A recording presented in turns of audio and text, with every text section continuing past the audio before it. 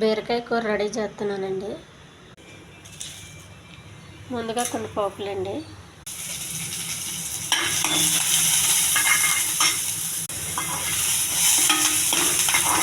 ఉల్లిపాయ కరివేపాకు బాగా వేగాలండి.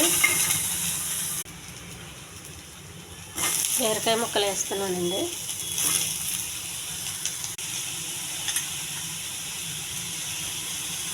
కొంచెం కారం,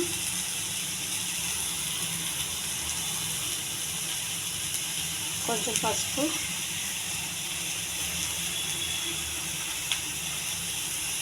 కొంచెం నువ్వుల పొడి,